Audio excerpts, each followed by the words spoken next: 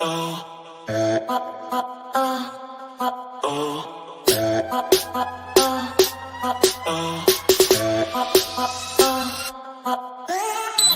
have the right to remain silent. Anything you say and can will be used against you in the court of law. You have the right to talk to a lawyer and have the present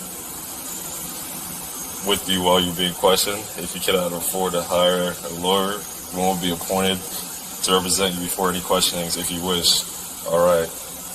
You good, dude?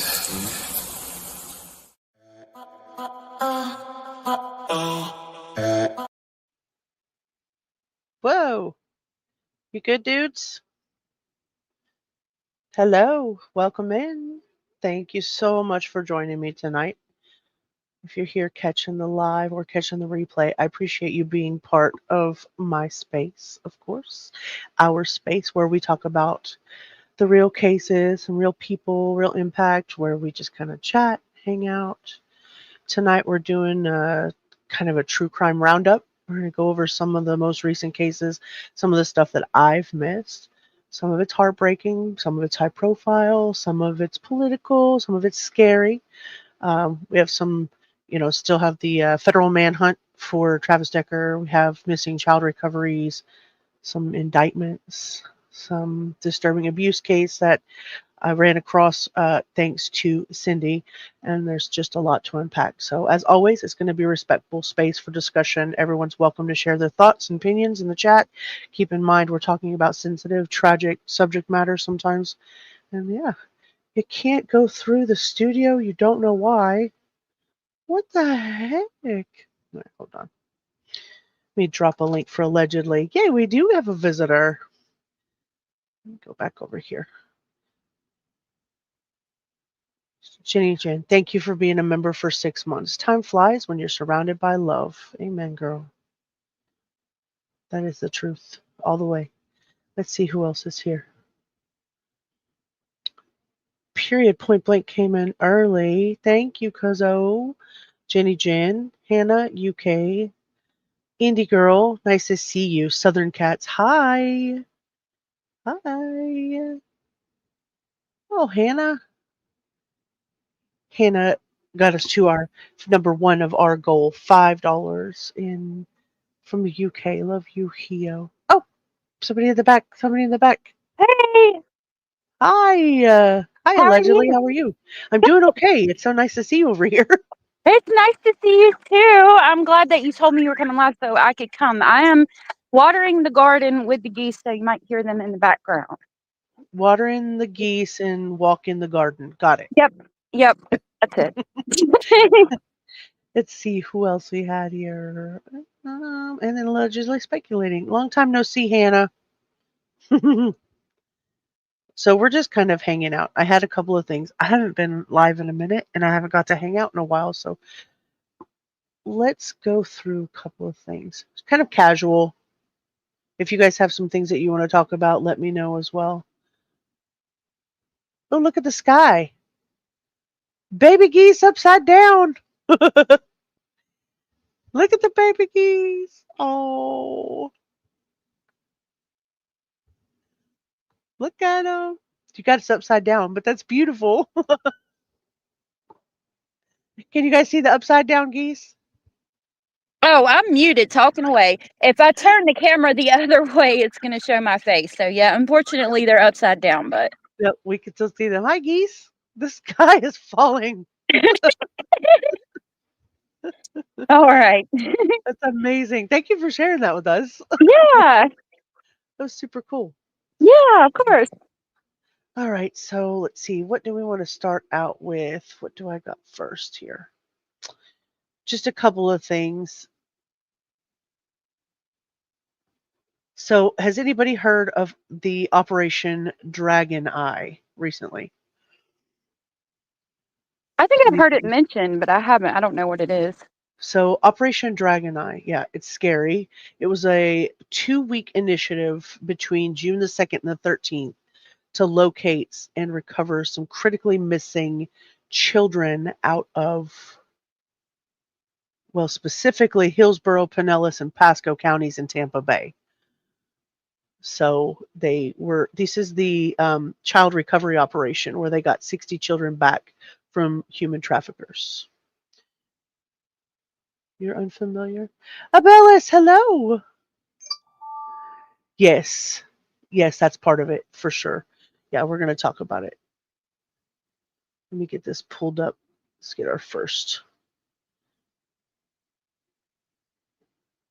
Boop. Bear with me in my newness. I haven't been live in a whole minute and a half, and it's new to me apparently. You're Okay. good. I just found squash bugs on my squash, which makes Oh me mad. I no, hate them. I would be upset too. Oh yeah, Florida. It is crazy. I'm gonna move us to the side here so it doesn't keep bumping us every time we talk. There we go. I'm gonna leave the chat up over here. And if there's anything that's in the way or you guys don't feel comfortable with it on there, let me know. I'll take those comments off the stage. Hannah! Bella says. Okay. All right, let's go over this first part. Let me make sure you guys can hear this you need soapy water, allegedly. Yes, I use the Dawn dish soap and I'll spray my leaves, but I did it last year in the other garden and like my plant started dying. I don't know if I was like supposed to wash the like spray off in the morning or something. But I do, or I don't use any chemicals. I keep everything organic. So I'm going to definitely try that again this year. And hello, everybody that's here. It's nice to see all of you. Okay, so this one is just 2.5 minutes. It was called 60 Children Rescued from Traffickers. What Happens Next? This is from WFLA, and I'll drop the link in the chat. Ada on your side recently showed you an undercover operation that rescued children from human traffickers. The operation set a U.S. record by pulling 60 children from dangerous situations and at the same time arresting 8 people accused of putting children in terrible situations. Tonight, we take you to the next step of the recovery for these children. News Channel 8's Jeff Patterson joins us. He is live in Tampa with that. Jeff. Good evening, Stacey. Taking children out of these terrible situations where some have been sold for sex is an awesome result of this 2-week operation, but it's not the... This is a trigger warning, guys, because this is not going to get any easier from here. Basically, the coverage was there were U.S. Marshals from the Middle District of Florida, and they were working with the Attorney General and, of course, the FDLE, the local sheriff, the police departments, the Bay Care, DCF, Juvenile Justice, and a bunch of nonprofits. There were like 20 agencies that collabed to go find these kids. And there were anywhere from like 9 to 17. There were 8 adults that were arrested. They're charged on human trafficking, words are hard, child endangerment, custodial interference, and some offenses that have to do with drugs. There were pregnant underage girls. Oh, God. One of them was carrying one of the traffickers' children. Mm. So yeah, this one right here is gonna focus on the. You got the command wrong. That's okay. Oh, I hope I didn't do it. No I'm glad worries. you're talking about this because I know that a bunch of you in chat had told me about it, but I haven't looked at it yet. So I'm glad that you're talking about it. They've all put out some official statements, and we'll look over that in just a couple of these videos. But mainly, I just wanted to get it out there because I know that this has also happened in other places as well. Here in Texas, it's happened. I believe that there was one in Utah. There's a couple of different places where some big roundups of kids that were missing were actually found. My heart sank just in hopes that out of one of these 3 raids that we found, one of the cases that you and I, hi Ava, welcome in, you're not late, hold very near and dear to us. And I was just kind of praying that, Sebastian was found during the middle of that. It just was a Yeah. wishful thinking, but I wish. I hope he is eventually. I mean, yeah. So too. Understand wanting that to happen, and they're doing it every day. So hopefully, any day now. I hope so too. Did you want me to add your stream? Oh, it's okay. No, I just come to chill with you today. Oh, okay. So happy to be here with you. I'll be here for a hot minute. It's the hubby's birthday. Happy birthday to Sherry Berry's husband. Happy birthday! Happy Happy birthday. birthday! Sorry. Oh, here we go. Happy birthday, whoop-de-doo, whoop-de-doo. May your day be pleasant, open up your present just for you, just for you. Happy birthday, whoop-de-doo. Yours is better than mine. whoop-de-doo. May your day be pleasant, open up your present just for you, just for you. That is I the like first that. time. It's the first time I've gotten to play that. It's freaking hilarious. I like Oh it. my goodness! Happy birthday, Sherry's husband. Happy birthday. Aw. You got the good emoji. I just got the annoying voice of Alice. Yeah, I mean, if you wanted to add it, you can, but otherwise, I was just gonna hang out with you and then just share the stream out and let everybody know. To come check you out. Let me see. Oh, you have to add, so you'll have to go to the top and add it, which you can if you want to, but you have to do it. Okay, I'm not worried about it right now. It doesn't bother me. If you get to where you want to, you feel free. Okay. Case one, hi. How are you? Tell me. I got tomatoes that I'm hoping to make a garden video tomorrow, and I'm gonna harvest some of these tomatoes and can them and try to send them to you because I know you've been wanting some. I more than want some. I am requiring some. Yeah, tonight I did set a goal, and I set it not for the monetary value, but because I still want everybody to know I'm still on the road to 1K. We're officially at 988, and I am super excited. It's just 1,000 people that give a crap about what I say is just it's important to me. So I just wanted to say thank you, Jenny. Sherry Case One says hello. Jenny, hey babe. Sherry says, all right, let's continue. The end of the story for many of these children. Some have also been abused, some have become addicted to drugs, and all need help. Our cameras were there as a task force led by the U.S. Marshal Service removed children from dangerous situations. Over a 2-week period in Hillsborough, Pinellas, and Pasco counties, 60 children were recovered, sometimes taken from nondescript motels like this one in Pinellas Park. But for the children recovered, this isn't the end of the story. In some ways, it's only the start. We actually have kids that live here full time. Deborah Charles is a supervisor with Children's Home Network. She put in time in the hub, the first step for children removed from dangerous places by the U.S. Marshal Task Force.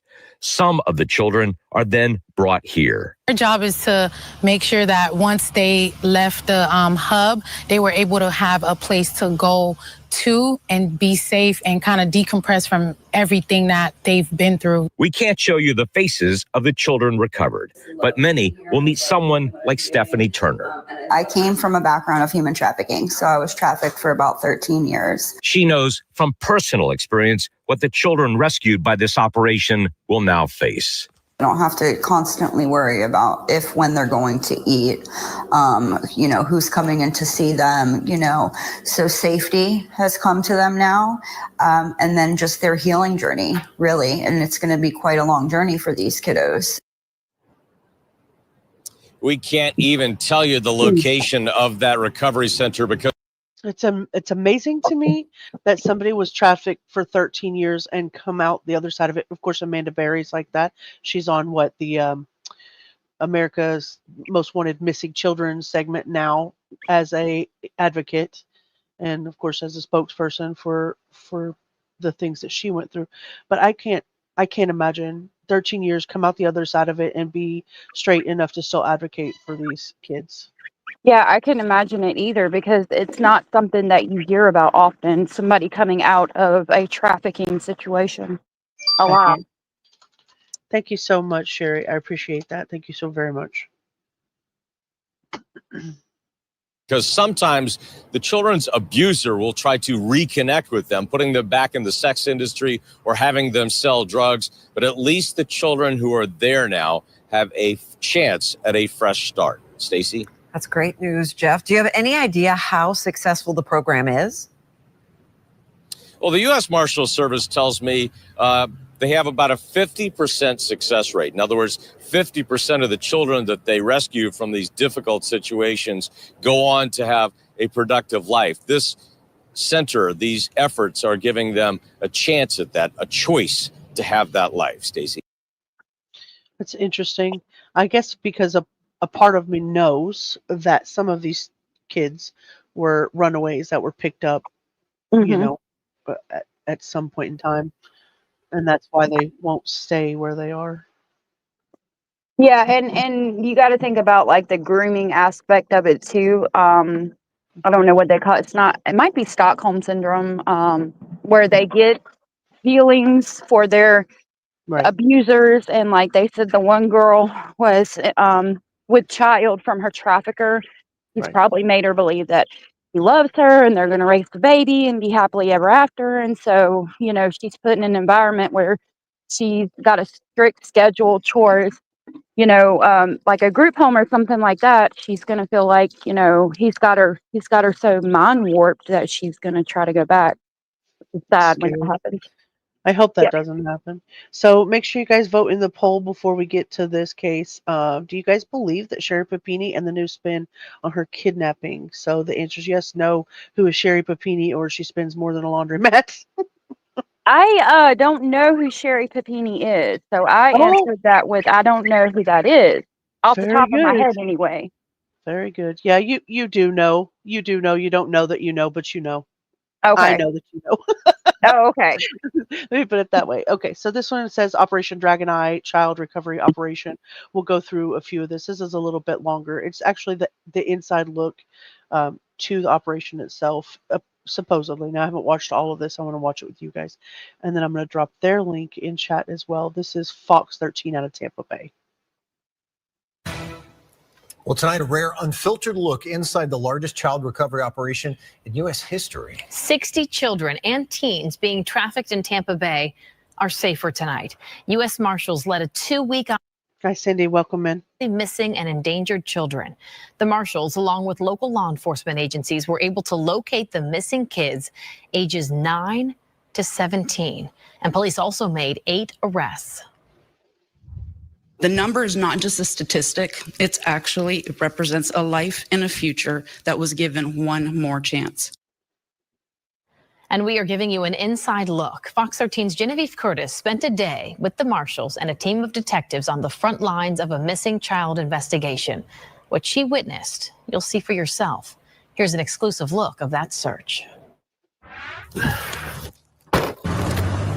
The search for a missing child takes investigators to all kinds of streets, alleyways, and motels. Can I give you my number? So you call me, you see her? Since 2015, the U.S. Marshals, known for their ability to find wanted fugitives, have been using their investigative skills to recover critically missing kids. You got a minor in your house, bro. Over the course of 2 weeks, the Marshals teamed up with detectives in Tampa, Hillsborough County, Pinellas County, and St. Pete, as well as Pasco County, to find kids in dangerous situations. What an awesome display of how so many different departments and 20 agencies can come together to get something done of this magnitude. These are 60 kids that are sons and daughters and brothers and sisters of people just like me and you and our families that could be affected by this. As a matter of fact, I can guarantee you out in the true crime genre, you are going to run into somebody who knew somebody or who is a family to one of these kids or to a runaway that's in the street, or people that, I mean, we go through it every day. My husband was missing, my son was missing, my daughter was missing. This is such an amazing display of humanity right here, that they all can come together for the common good. Like, let's find these kids. Yeah, I love it. Amazing. You feel left out, Rubber. Why? Oh, Hi. You're welcome to come up if you want. yeah, you can Cindy, come up. thank you so much for the 5 gifted Firelight Guardian memberships. It gives me an excuse to play my song.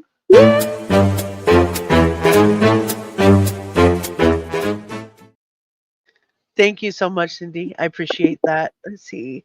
Britta got Awesome. one. Britta Aller, Ronnie, Cal, Mag, and Catherine Seller, maybe. Thank you so much again. I really, really appreciate that. I'll drop the link if anybody wants to come up and hang out. This is not formal. We're just hanging out. No pressure. Yep. There you go. Woohoo, Cindy. Thank you, Cindy. That was so sweet of you. I do appreciate that. Why do you? Oh, you don't know the topic. Okay, so Operation Dragon Eye, that's what we're talking about right now. It was the child recovery operation out of Tampa, Florida, where they discovered 60 children, as of right now, 60 children out of Florida. The U.S. Marshals, the Florida Attorney General, the FDLE, the Tampa PD, the Sheriff's Office, all of them um, were collaborating to make sure that they went on a 2-week initiative to find and recover critically missing youth. And we talked about basically the 3 main focus areas were Hillsborough, Pinellas, and Pasco counties out of Tampa Bay. And there were 8 adults arrested so far on charges of human trafficking and child endangerment, custodial interference, and drug offenses. And we had said among the recovered was a pregnant underage. Okay, so it says pregnant underage girls plural, and including one that's actually carrying one of the traffickers' children. That's so horrible. It's terrible. Let's see what's here. All my favorite people are here too. Yeah, all my favorite people are here. Rubber, so what? I never know what the hell I'm talking about when I go annoy ass on panel. You went live on Nonsenses, allegedly? I don't think so. I didn't go live on her channel. I was in her channel and we did a fundraiser. Like I shared I linked my fundraiser to her fundraiser, which she raised everything that she set the goal for and doubled it, which was amazing. Right. That's amazing. Actually, that is actually amazing. You had a great life today too. Thank I know you. you were hurting though. Yeah, a little bit, but I'm getting better every day. Very good. Hi, Swan. Bella says, Ava says there was one here. Yes, there was one here in North Texas too. 200 people, 109 children. So the reason I'm not going to include that today's live because it is local to me. So I was able to get some information on that, and I definitely want to.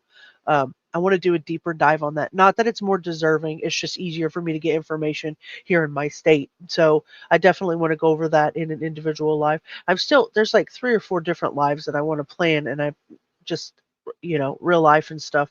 But things are calming down now. I will be a lot more engaging. A name here. Hi. Hi, a name here. Haven't seen you in a minute.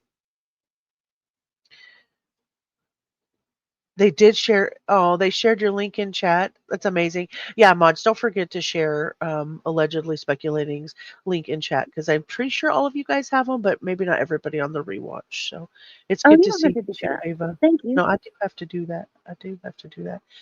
Indie Girl says, hi, a name? Abellis, I'm going to ground you. I love your face. Thank you so much, Abellis, for the 50 gifted Guardian Oh my goodness. Firelight memberships. You're absolutely amazing human being in all sense of the words. That was so sweet. I'm listening and I'm kind of standing to the side getting rid of these squash bugs. That was amazing, Abellas. Get rid of them bugs. I wouldn't possibly dare to list all 50, but I recognize many, many of the names, many supportive people. So I really appreciate that so much, Abellas. And that warrants my thank you.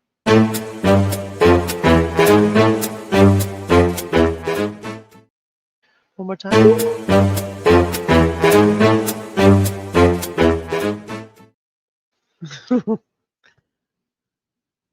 Abellas, you're too good to me. I appreciate you. So sweet. I don't have any words to say thank you to her anymore. She's just way too sweet for words. She is. Hi, Joy. How are you? I'm gonna ground you. Yeah. Abellis, you're the sweetest. Hannah says. I agree. She is. And she's also grounding you. Thank you, sweet Abellis. All right, let's go back here before I forgot what we were doing over here. We joined up with the Tampa team made up of TPD detectives from the Special Victims Unit and U.S. Deputy Marshal Paul Cerasi. First one's a 15-year-old female. It's been missing since the beginning of April. We got some leads that she might be in the West Tampa area, so we're going to be following up there today, seeing if we can locate her. The team has been looking for a missing 15-year-old girl. We're calling her Paula. We believe that they're in a company with adults who are aiding them, hiding them, providing them resources such as food and housing. Detectives say she ran away from her mom's home, and the task force is concerned for her safety. Common sense would dictate that adults who are not relatives do not take care of other people's children for nothing. They're getting something in return. So due to that, we have serious concerns that there may be exploitation occurring. Be in that area? Okay. So do that first. The team got some good leads from a West Tampa neighborhood the day before and decide to keep working that area. So yeah, a couple blocks north. Detective Tony Ortiz has been in contact with Paula's mom. And that's very concerning for any parent. And she's been gone since April this time, and she hasn't run away that many times before. They rely on information from the community, knocking on doors and just talking to people. It's the girl they're looking for right here, supposed to be. We just want to take her back to her mom, man. I give him my number. And I'm sorry, was that man holding a hatchet? Was As the he? police were walking up to him? Southern Cats, I saw you and I totally neglected to say your name. Hi, love. I totally neglected to say your name. I'm sorry. Hearing that this ring was found and the kids found is the best news. Absolutely. Absolutely. That it being broken up. I think he had a hatchet. Let's go back just a teeny weensy bit. Community, knocking on doors and just talking to people. It's the girl they're looking for right here, supposed to Heck be. We yeah. just want to take her back to her mom, man. Oh, that man holding a hatchet. Oh my goodness. You need a symbol for the atheists. That's hilarious.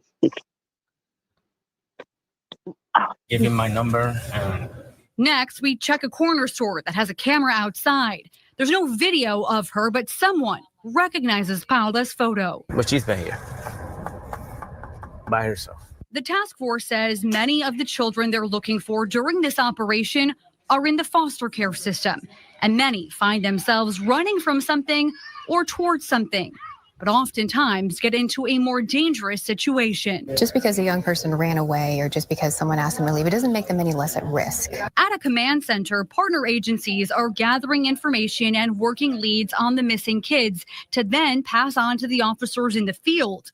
We know that when kids are missing, kids are at risk. Dr. Catherine Gomez is the director of human trafficking intervention for the Florida Department of Juvenile Justice. She says trafficking happens in every county and every city in Florida, where kids are exploited by adults in exchange for food, clothing, or shelter. There are kids from here, born here, raised here. There are kids being exploited right here in Florida by fellow local people. This operation, Operation Dragon Eye, started with a list of around 60 to 80 missing kids. When we visited the command center 8 days in, the count showed more than 40 had been found. We've been worried about this kid. We've wondered where they've been and what they've been up to. Gomez says after recovery, they work through next steps, which could include launching investigations into child abuse or other criminal investigations and finding a safe place for the child. So am I understanding this the same way that you guys are, that the majority of these kids are runaways that have just kind of been, hey, I'll take you in, kind of coaxed into a situation? Is that what I'm understanding? Almost 4:20 now. It's 7:47 at night. Joy, blaze it up though, girl. Blaze it up. Underscoring this urgent search for these kids is what can happen if they aren't found. This year, 16-year-old Miranda Corset went missing. Gulfport police say she was chronically running away from her grandmother's home. Get on the ground! Get on the ground! Police arrested 35-year-old Stephen Grass for allegedly beating her to death and then dismembering her body. Oh my. In 2022, 14-year-old Alexia Alexander was found shot to death in East Tampa after running away from home. 44-year-old Ronnie Walker was arrested for her murder. So the marshals know after 3 months, it is critical to find Paula. One of the comments that we got from one of the guys on the street was that she's going to end up hurt or dead. Yeah, we might just suit up. A few hours into the search, a new lead comes in. They have a location. You heading out, Case One? Take care. Oh, Bye. Danielle, I'm gonna munch on a CBD gummy. Do y'all munch on those? That's funny. For her. The task force approaches the home. Tampa police. Looking for her. The information that she's here. Yes, sir. Bro. Tabian's here. What's your name, sir? She's here. We know she's here. We know she's here. The gig's up, guys. Hold on. Let me go check. I've been here all day. Hold on. Don't close the door. Uh, Close the door. Negative Ghost Rider. That's it. That's all we want. That's all we want. Right? Like the gig's up, dude. Let them in. Just get it over with. Yep. Take your licks. Oh, you're not leaving. You were raising your hand. Okay, yeah, don't leave. You just got here. Don't care about anybody else in the house. And when detectives search inside, they find Paula. We searched the house, knocked on the brother's door. Brother answered, and juvenile was hiding under his bed. So right now we're just gonna follow the investigation, see if we can make any arrests, and see where we can go from there. 2 men at the home claim they didn't know she was underage. Bullshit. At this time, the task force doesn't have enough to make an arrest, but they say the investigation will continue. We need to show to the court that he knew she was a minor. We know that. When we started this day, Detective Tony Ortiz shared with me his approach when he finds the teens. And I'm gonna talk to her mostly as a father. Mostly as a father figure, not as a law enforcement officer.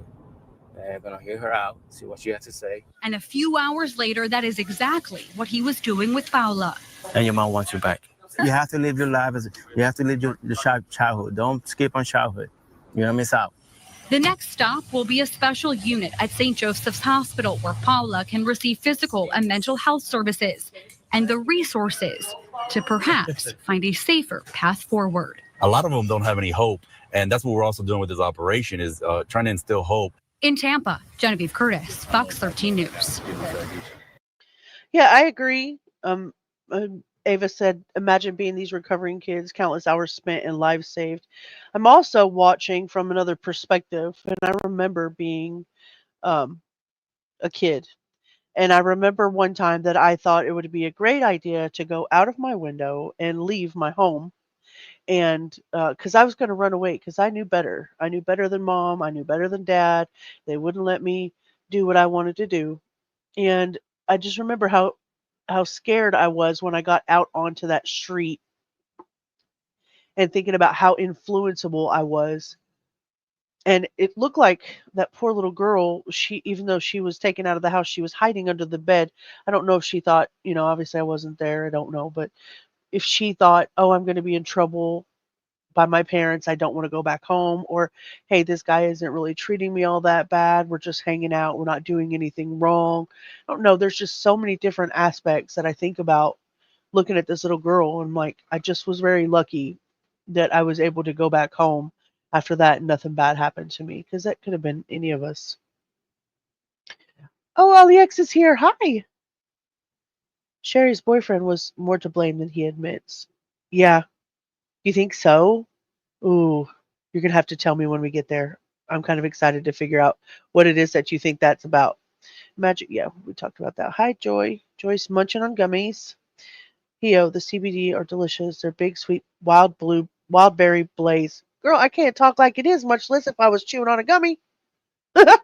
Free Hannah. St. Joseph Hospital is where your 4 grandbabies were born. Aw. Yeah, I'm glad they got away safely too. Can you drop the link again? Absolutely. I was wondering where you went to. How rude of me. There you are. Yeah, the PDF files always say that they thought they were 18. Absolutely. Absolutely. So that's the end of this one. I do have a link to the news conference. And so what I'm going to do is I'm going to link that here for you guys to see. Oh, welcome back up. Sorry, my love. Oh no, you're okay. I'm sorry for the background. You didn't mess up. I went to grab one of these jugs of water and I booted myself out because I have to carry these big jugs of water up here. I carried a watermelon. They're heavier. They're it's them 5-gallon jugs you get at the Walmart with the Primo water or whatever. I fill them up with water and bring it up to the garden. Nice. Hey, Robert. What up? Robert, you got Robert. I don't know what you got going on in the background, girl. She's jamming out. I'm gonna bring you back up. See if you're. Oh, where'd you go?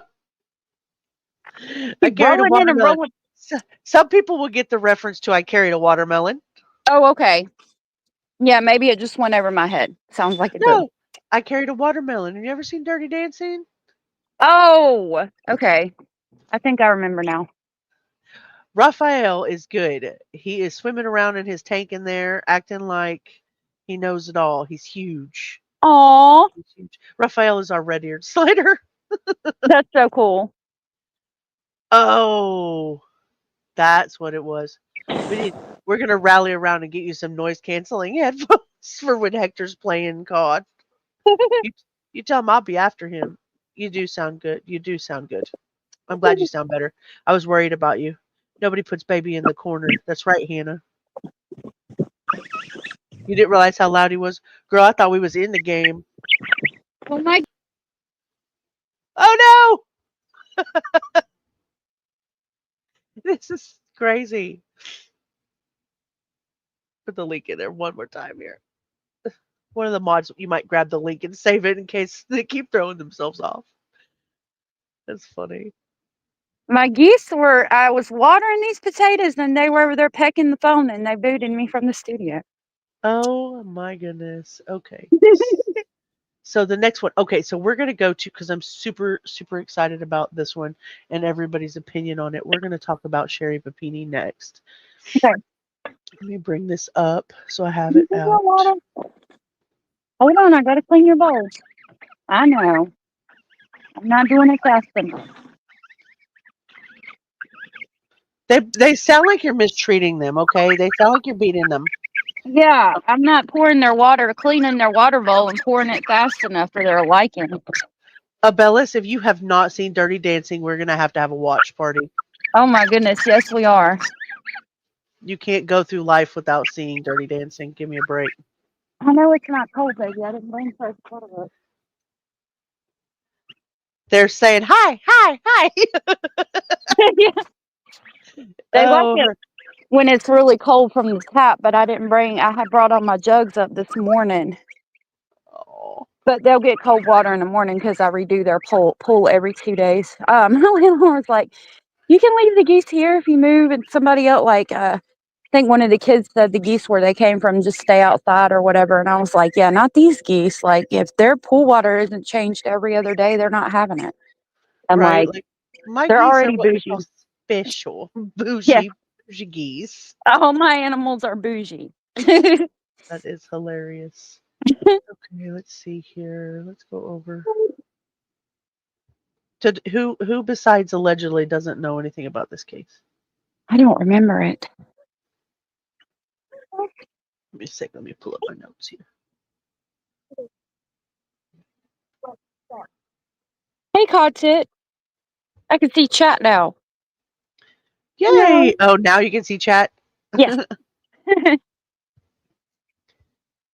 Cindy. Cindy doesn't know about it. Cindy doesn't know Hey, about put the frog it. down. Put the frog down. Thank you. Oh my gosh, I haven't been little in so long, but my mama, we'd go outside and my brother and I would literally go out and find the the frogs and we would bring them in under a butter bowl, Uh-huh. and we Yeah. would bring them in and we would take them and put them in my room, about 8 to 16 of them at a time. And we caught and we put them in my room. And my mama walked in there one night and was like, I am not having it. Not having it. Get those out of here. It was so cute. It was the cutest thing. We were just tiny too. I do remember Yeah. that. That's so sweet. I used to catch them and kiss them. I don't know why. Thought they were going to turn into a prince or something. I would say you've been watching.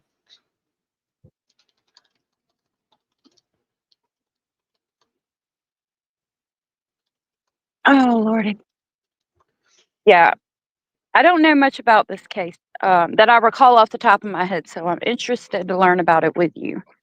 So, okay, so Sherri Papini, she is June 11, 1982. So she's not much younger than me. She's 30, well, she's 43, I guess, this year. And she's from Shasta County. I guess that's Redding, California, right? And she was married to a guy named Keith Papini, and they have 2 children. She was a stay-at-home mom. And she was reported missing on November the 2nd of 2016. I She think I was remember now. I figured you would. She was reported missing by her husband, Keith, after she failed to pick up the kids from daycare. She said she had gone jogging near her home in Redding, and her phone and her earbuds were found in a road, like not far from the house. And so they did a large scale, massive, like national attention launch, full scale search of this chick. And she publicly pleaded her husband publicly pleaded for her return. He passed a polygraph test. Couldn't figure out what was going on. She conned her boyfriend into going along with it. You think so? You're talking about James? That guy that was supposedly had her like chained up or something. The one that took her? Yeah. Yeah. So that's what we're gonna go over, is because she is back in the spotlight. She's such a Oh yeah. dork. She's She a dork, really is. fellas. She Rubber, needs you're some from help. Louisiana, enough said. We would collect tadpoles and watch them return. Oh my gosh. Remember the That's so days. cool. To be a kid again, right? Yeah. A high content angel. She's a sociopath. She is. Yeah. You feel bad for the husband? Well, basically, um, on November the 14th, which was Thanksgiving Day, they found her wandering alongside of the road in Yolo County. It's about 150 miles from where they live. She was emaciated. She was bruised. She had a swollen nose. She was bound by restraints. She had a branding on her shoulder. And she claimed that all of this happened because 2 Hispanic women took her, right? She was kidnapped at gunpoint. She had 2 Yep. Hispanic women did it. She was held in a room. She was beaten. She was abused over the course of 22 days. She was eventually dropped off by her captors on the side of the road. They were just like, done. We're done with you. Tired of seeing your face, right? Yeah. So the DNA found on her clothes and her belongings didn't match her husband. It matched a man from Michigan. His name is James Reyes, and that is an ex-boyfriend of hers. He admitted that Sherri had stayed with him voluntarily during the time that she was missing. He helped her self-inflict injuries on herself and even branded her with a wooden burning tool. Mm. Allegedly. This is his story. She reported she wanted to escape her family responsibilities and rekindle a relationship with him. That was reportedly, allegedly, I guess, wanted to rekindle a relationship with him and abandon her, her family. That was her motive, apparently. She also fabricated the kidnapping story and misled federal investigators, like repeatedly, like more than once. Yeah. So they arrested her on March 3rd of 2022. They arrested her for making false statements to law enforcement, to federal law enforcement officers. They accused her of mail fraud. She received $30,000 from the California Victim Compensation Board based on her false claims. Oh my God, I didn't know that. 30 grand. Yeah. So she was originally held on $120,000 bail. Then she was later released under supervised conditions. Then in April of that same year, in 2022, she signed a plea deal. So she admitted the kidnapping was fabricated. So then we moved to September. It was like the sentencing came up after her plea deal. They gave her 18 months in federal prison. They ordered her to pay $309,902 exactly in restitution to the various state and federal agencies that did the massive search for her. She had 36 months of probation, supervised upon release after prison. And the judge told her that the sentence was meant to reflect the seriousness of manipulating, public resources and betraying the trust of the public, which she did. Yeah. So her husband, Keith, he filed for divorce shortly after her guilty plea because he had stood by her from the start until you and this is something you could definitely cover on your channel if you wanted to, because you probably enjoy this case, going through the reactions that she had during her in very close and personal interviews with her husband in the room. It was nasty. Uh, it was Yeah. condemned because she was wasting public resources. They shouldn't even have. They say she shouldn't have even brought it to court. It was, she generated a large fear based on race, a race-based narrative. Two Hispanic women got That me. They just took me, that and pissed me off. Yep. yeah. And some people see her as mentally unwell. Other view her just as deliberate and cruel. So, Yeah. but yeah, she's back in the news and she wants some attention. So, um, basically, when I saw this come up, I can't remember if I was talking to somebody else. I can't remember if it was Cara or somebody else. But she's making new claims about the disappearance. Those Oh trolls my next to our lord. names? Are there trolls next to your names? Oh, is it the Guardians? Oh, the wizard, the wizards. Not trolls. Not trolls. I saw Norma came in. Hey, Norma Guerrera. Hi, Norma. Let's see. You felt bad for your hubby? Oh, for her hubby, yes. An actual picture of Sherri Papini, a little birdie. Yeah, well, the flower that she is. She conned victim services afterwards. She sure did. Mm. Felt bad for anyone having to deal with liars. Girl, you deal with them every day. You deal with them every single day. She does look extra. Yeah, extra in need of help. Norma, I'm so glad you're here. Nice Totally to see you. batshit. Yeah, I think she's batshit crazy. That's just my opinion. We're Mm-hmm. entitled to it. We're allowed to. Do you think the boyfriend had a slave master kink? Interesting. Really? I Interesting. hadn't thought about that. Hey, Lovely Bones, I ain't seen you in forever.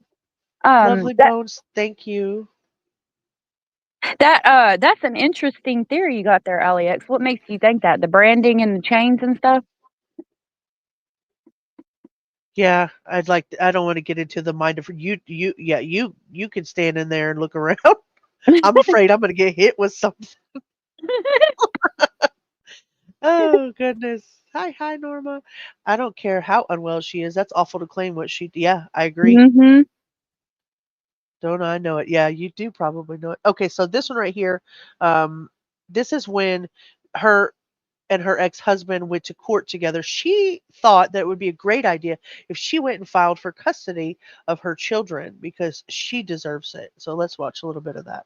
Oh my God.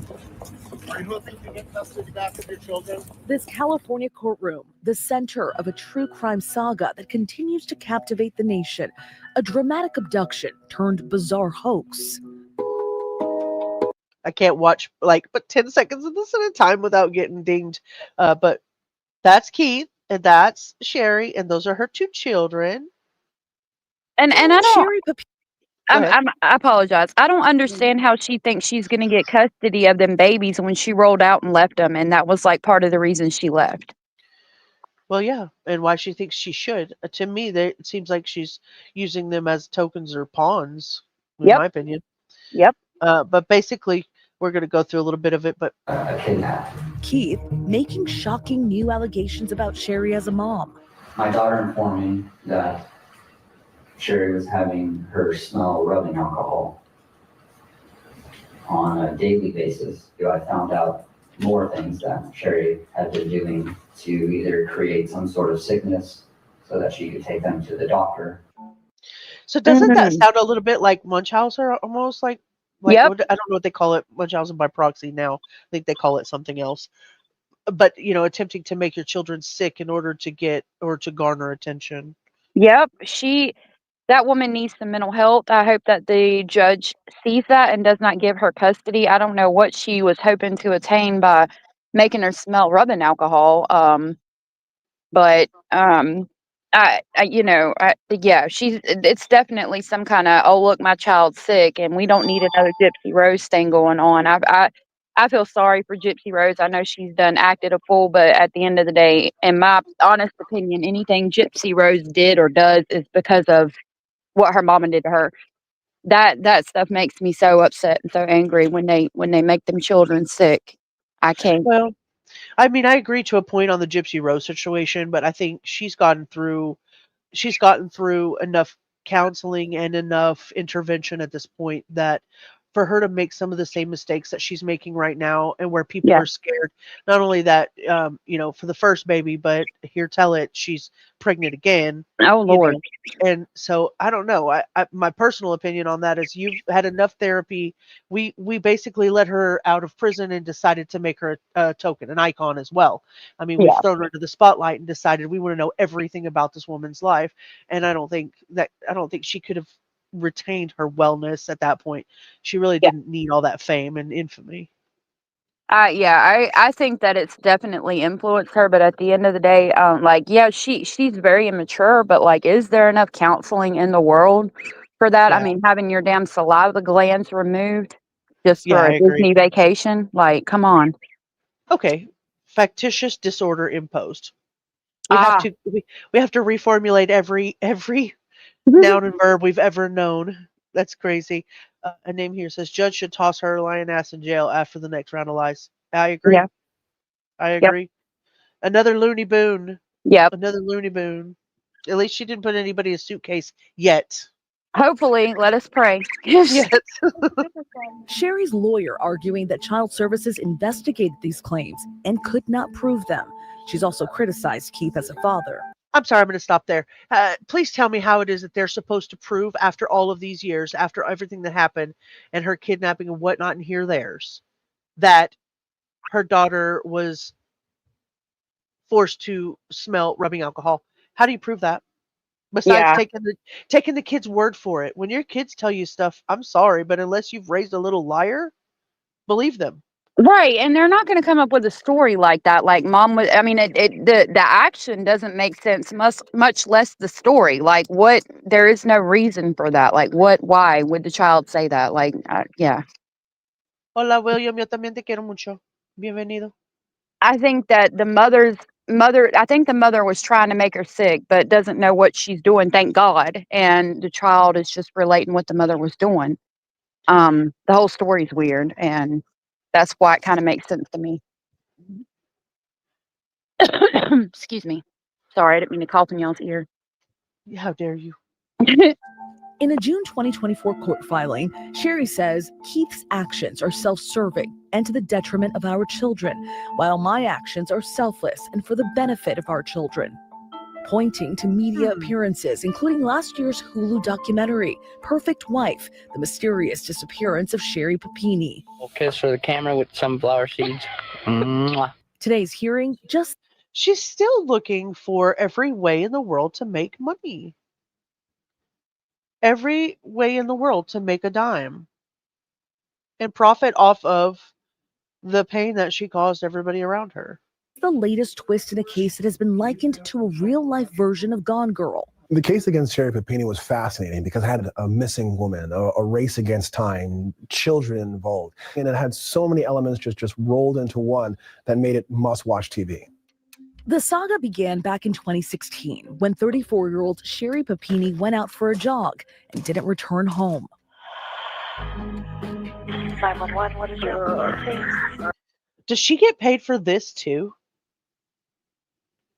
Like using her name, like in the documentaries that they do, like on Nightline? I wonder. Selfless, what the hell? Yeah. That's what I was thinking. I just got home from work and my wife wasn't there, which is unusual. In total, 22 days pass with no sign of Sherri. But then on Thanksgiving morning 2016, a trucker finds a woman in distress on the side of the road. 911 emergency, what are you reporting? Hi, I have an emergency. There's a lady on the side of the road needing help. Her name is Sherri Papini. I'm sorry. In retrospect, this poor trucker says her name is Sherri Panini. Makes me hungry a little bit. I'm not downplaying the situation at all, but it's Sherri Panini. I'm sorry.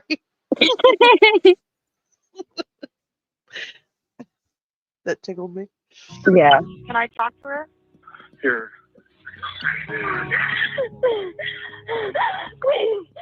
Please, Sherri. Oh my I need God. you to listen to me. Stop it. Listen to me. Right. Do you know where you are? No. I've been in the car. She claimed she'd been kidnapped by 2 Hispanic women. The horror Sherri tells authorities that she lived through is written all over her body. Bruises, her hair chopped off. Perhaps most harrowing, branding marks on Sherri's back, which spelled out the word Exodus. I feel like a puppy, so this is like puppy. It hurts so bad. Rumors that circulated that My colleague Matt Gubman has spoken to Keith Papini several times. The first back in 2016, shortly after Sherri returned home. This poor guy, look at his face. He's aged like 10 years in a month right there. Yeah. The award goes to Sherri Papini. Good Lord. I mean, that was just so dramatic. I'm standing here waiting for. Hi, Lois. Thank you. So good to see you. I'm standing here waiting here for my Emmy. Sherri Papini. This guy, seriously, he looks so sad. My You God. can't ride back there. You got to get in the car. You're going to call her from now on Sherri Papini Yeah, if you need some acting done, give her a ring. with some Greek chicken and some pepperoni. she literally lived through hell. The things she told me that she did. That's the guy with the good hair that I just watched the Karen Reed trial coverage on, right? Oh, I don't remember him having that deep furrow in his brow though, and this was from way back when. yeah, I didn't watch much of the Karen Reed trial. Well, no, this I was just watched what happened after, like the interview that on 2020 that they did, and this is the guy with the good hair. I think it's a little more gray now. Acting like she was tucking in her kids and Yeah, Botox. She's so yeah, strong. probably. But not long after, Sherri Papini's story begins to unravel, from inconsistencies in what she said happened to her to stories of infidelity and a history of running away, leading some to question, was all this a hoax? Keith and Sherri went on, trying to rebuild their lives for several years, until 2020, when there was a break in the case. Authorities tell the couple they've identified Sherri's ex-boyfriend, James Reyes, based off of DNA collected from Sherri's clothing. Now watch. I don't know if they're going to show that. Watch her face on this. Like, have you seen this interview at all? You're definitely going to have to cover this. This is I haven't. ridiculous. Yeah, Look at I how want to see it. much better he looks in 2024, in my opinion. He looks so much more handsome and so much more well put together than he did in 2016 after crying for her like that. He's just like FAFO Sherri. Yep. Yeah, the interrogation is wild. Yeah, who does that shit, honestly? I agree. We've unleashed the Abellis. The ex-boyfriend's not attractive either. No, I agree. In my opinion, I think he's a nice-looking guy. I think James looks like a. Yeah, I don't think he's cute. What is it like sitting in that room? I'm Oh, see, ecstatic. there he is. Like we have a lead. We've got him. So I'm very happy in that moment. And then you can quickly see how it turns when they do finally say James Reyes. My body language, you can see I'm Look like content. That's a mouthful. Sherri's pukey photography choreography is so cringe. That is a mouthful. I don't understand. Like, I'll never understand why she did it. She seemed to have like the perfect little life with the perfect little family. Like, what the hell happened? Maybe he wasn't manly enough for her. I don't know. I don't know, man. Crazy. starting to scoot away. And it's really hitting me. Authorities capturing audio from the moments they approached Reyes about Sherri Papini. We're here regarding Sherri Papini. I didn't kidnap her. I just friend in need asked me for help, and that was that. Reyes told authorities that during those 22 days, she was in his apartment, hitting herself to create bruises and burning herself. In August 2020, they bring Sherri and Keith in to confront her with the truth. The DNA that was on you belongs to James Reyes. We talked to him. Ooh, you caught. You caught. It's not an abduction. She asked me to come get her. No. I rented a car. No. I drove up and picked her up. He passed the polygraph test, Sherri. That's not what happened. What did happen, Sherri? I don't know. No, there's no way. It's James. There's no way. There's no way. The DNA doesn't lie. It's my fault that I was playing with other. So if I'm not mistaken, I think Keith gets up and like walks out of the room at some point after that. So at the beginning of it, you can see he's kind of like wringing his hands because it's like this is years later, right? He's like, what could Yeah. possibly be happening? Did they find the two girls? Did they, what's going on? Is somebody finally going to get charges pressed after all these years of what happened? And so Yeah. she's like sitting there, and you can see her. She's calm as a cucumber at first, and she's just thinking, I've gotten away with it all this time. Surely there's nothing. And then she like sits on the edge of her seat, crosses her legs, like leans forward, all dramatic. And Keith's just kind of like he straightens himself, crosses his arms, leans back, like F this dude. He believed her Yeah. story all those years, man, and stayed with her all those years. And could you imagine all of the stuff that he's put up with for all those years, dealing with her and her story? Exactly.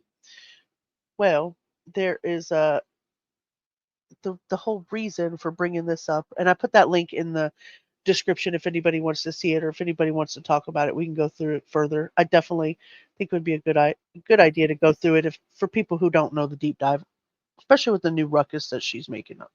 So let's go through. Yeah. What she's doing now. So these are her new claims. This is from ABC News, and I'll put the link in there again in case anybody wants to see the full spectrum of it. But this is the latest shenanigans. It's not a new version of events. I've always maintained that I was kidnapped and tortured. It is simply that I'm revealing the identity of my captor. Sherri Papini, who pled guilty to lying to the FBI after faking her own kidnapping, says this time she's telling the truth. You've told massive lie after lie after lie for years. So why should people believe this version of your story? I'm not actually asking anyone to believe anything. I just... Oh, she's infuriating is what she is. She's infuriating. I'm not asking anybody to believe me. I'm only putting out a book so that you guys can know what it is that I went through. It's about me. And not only that, but I want my children. So you guys need to listen to me. But you don't have to believe me. It's ridiculous how much she craves the spotlight and attention. Like she got addicted to it. That's a very good way to put that. I agree with that.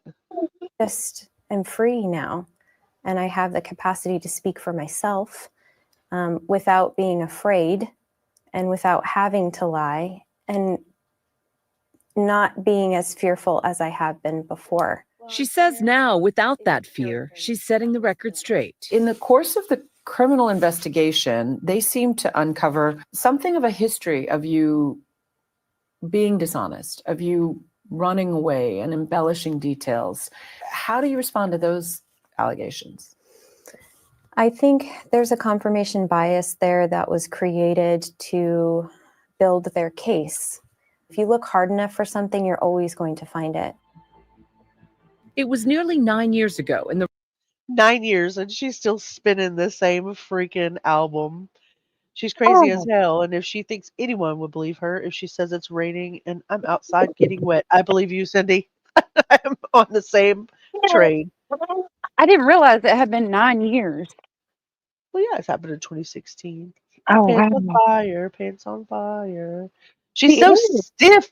I was wondering to myself, I was wondering if she's like studied body language because, I'm trying to read her body language and she just like she's stiff as a board. What is that movie we used to watch? Light as a feather, stiff as a board. The crack, yeah, we used to do that. I think she's so uptight because she's just a bitch, and honestly, I think that she needs to relieve some stress or something. I think she's just an uptight, lying bitch.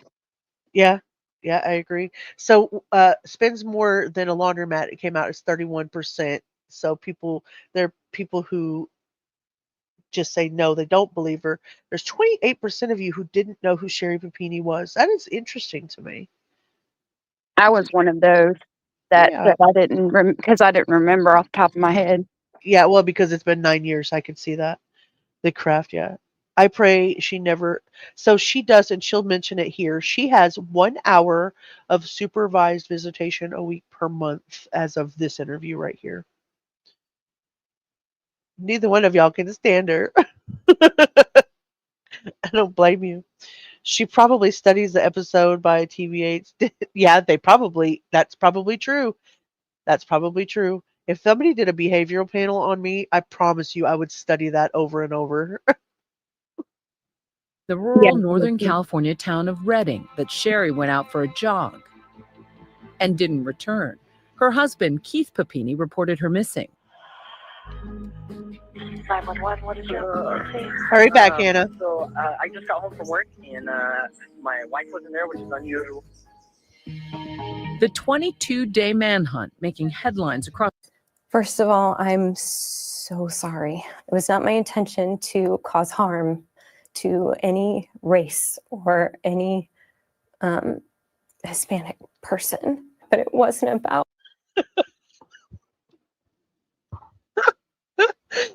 I didn't mean to cause any harm to any Hispanic person. I'm sorry. Just do. Right, Joy? I mean, just to even say that is just sick. Like, I'm sorry to everyone that I hurt. I'm sorry I lied. You know, I'm sorry, every Hispanic person. She's must have had work done. Yeah, I agree with that. With all that money that she got from, whatever and all of that. Scab.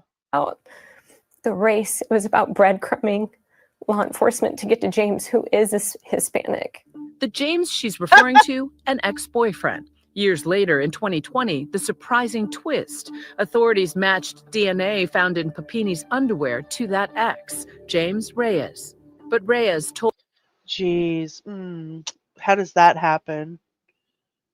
What the fuck? I know.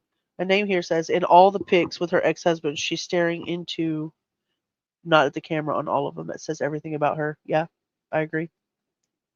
Her hands are stiff. Everything about her is stiff, including her personality. She did get work. Her neck gives it away. I'll have to watch for that. Told authorities Papini concocted the whole kidnapping and that she instructed him to buy burner phones so they could communicate. This is the moment investigators confronted her with the evidence. We talked to him. We've been on a polygraph. It's not an abduction. She asked me to come get her. No. I rented a car. No. I drove up and picked her up. He passed the polygraph test, Sherri. If that's not what happened, what did happen, Sherri? I don't know. No, there's no way. It's James. There's no way. There's no way. The DNA doesn't lie.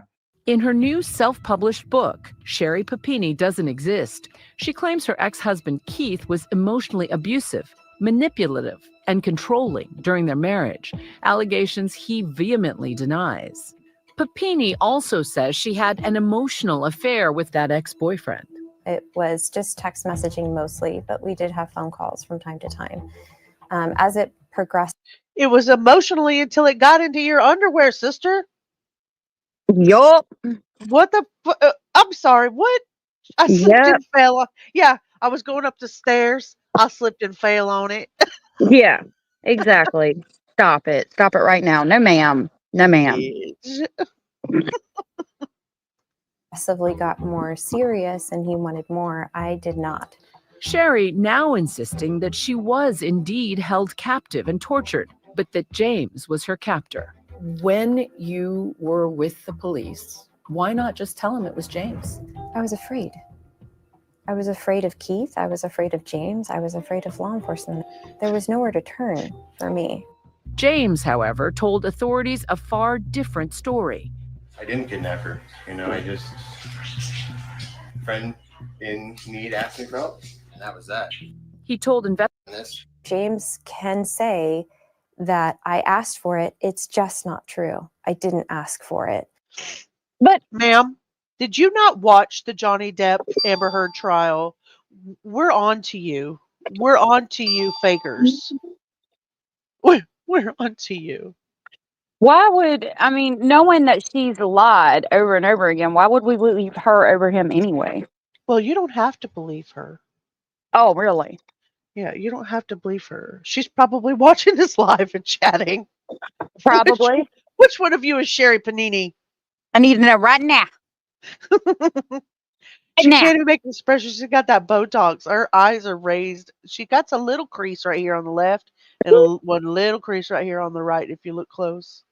What happens when And you there are walk so in? many injuries.